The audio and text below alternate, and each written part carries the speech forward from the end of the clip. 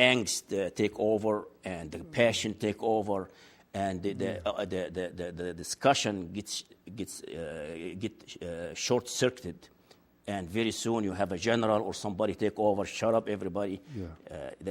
I have seen that firsthand. Hitler, yes. I say, yeah. Yes, first Egypt. Because Egypt who would you say was the first of the military dictators? Well, I mean, Egypt had a budding democracy actually in the 50s. I was still young, but we had the party system, a free press, and there was the haggling and angst back and forth, and Nasser with the army, 52, so you think shut up. Put an end to all this. Gamal Abdel Nasser was the first. He meant well. You think so? He meant well, but that's not enough. Hitler probably meant well for the Germans. Yes, but there is an adage in English: the road to hell is paved with good intentions. Not enough. Meaning well is not enough. You have to do right. You have to do justice. You have to love democracy. And you have to be willing to suffer the dirty work, the mundane work of give and take the debate. I was actually with Nasser when he came to New York in 1960. 60, yes. Still, he was the only Egyptian leader. I never met Sadat. And I never met Mubarak.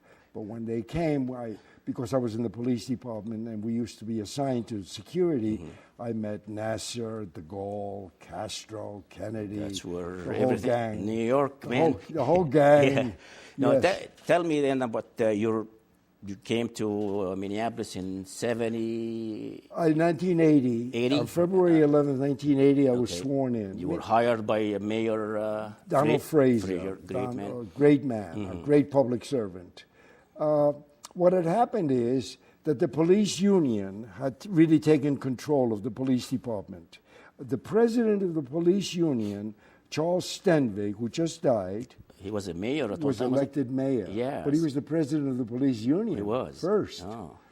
So that's like putting, the fox in with the hens and say, look after the chickens. I see. Really? So that was 1970. Okay. For 10 years. It was one-term mayor? Or 3 terms. Is that right? 3 terms. 3 terms. And he and another fellow named Al Hofstad kept changing. I see. But in the process, the police department became a political party. That's really all it was.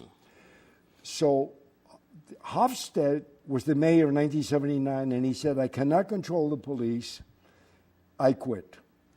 So Fraser was a congressman, and he said, I will reform the police, and he was elected. Now, at that time, that nice and meek guy was. Well, he's not meek. He seemed meek. He's humble. Yeah. He is modest. Quiet man. Very bright, very smart, and very tough at a core. He's take on hard issues, no question. So I had been very generally regarded as unemployable, really. I was a big loudmouth, noisy. I applied for jobs here, jobs there. I had just been fired, actually. Oh.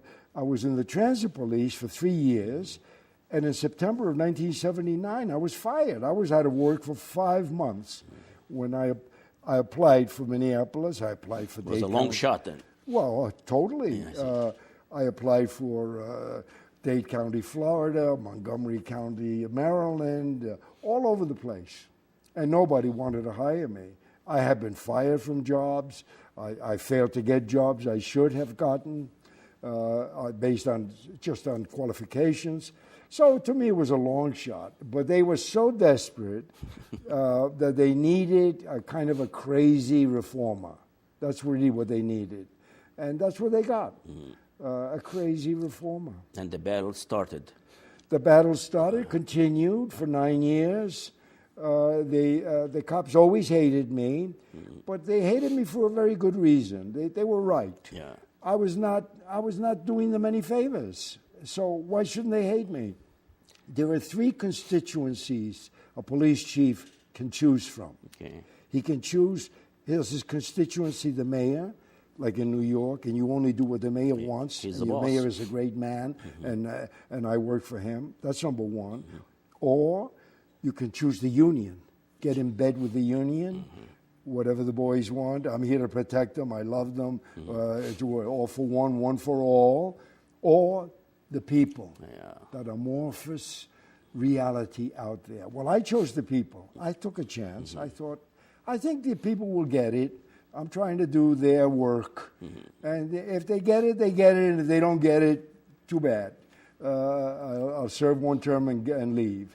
So they got it. And the people loved it. And they were very kind to me. The mayor was happy with you. The mayor was a man who was very secure, very emotionally secure. He was not threatened that I was on the headlines. Many leaders like that. Very rare type. He is a gem. Great man. So the mayor didn't care. He was interested in what I was doing. What are you doing? Are you running the department? Are you reforming it? Are you getting rid of the problems? Are you attacking the bad cops? Within the budget? Within the budget. 8 of the 9 years, Yes. I returned to surplus. So that's a very strong point. And the crime rate? The crime rate rose, kept rising throughout. And the reason it kept rising is I said in 1990, I said crime is going to decline in America very dramatically from 1990 onwards. Yeah, and what's the theory? Why? Yeah. Roe versus Wade, abortions, teenage females. Where was all the crime coming from? The underclass, teenage pregnancy. You give them an opportunity for contraception and abortion.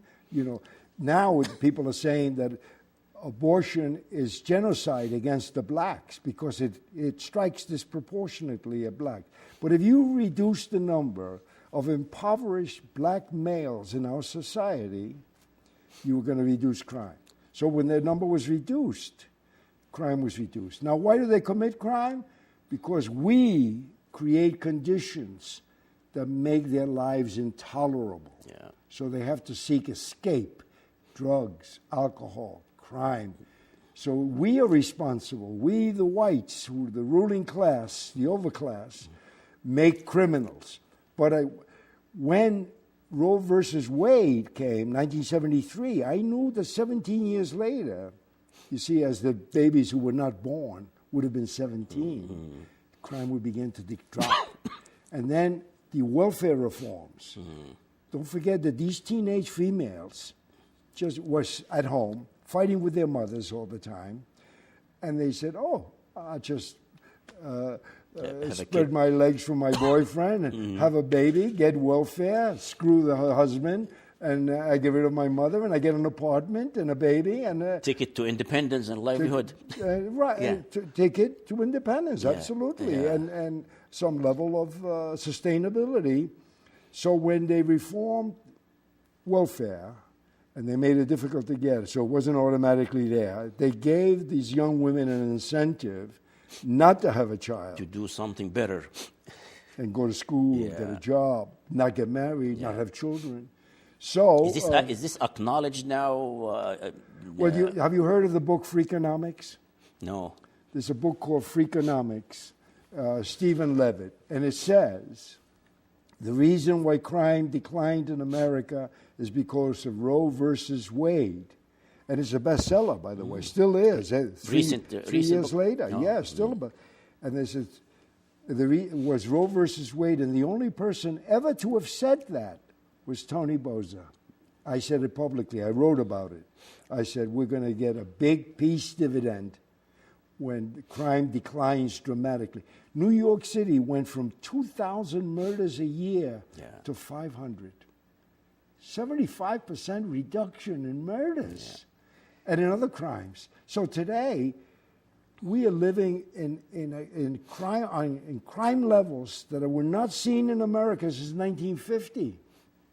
It's remarkable. It's very low. Yeah. Well, Tony, I know that we need to have another session, but thank you very much for accepting to come. And it is really, I feel why a man like you is not out there and shows and main stream media, because I know what you have to say need to be heard. And thank you very much. Thank you. A great pleasure. Good luck to you. Thank you so much. With that, we'll conclude our show, and we'll see you next week. Take care.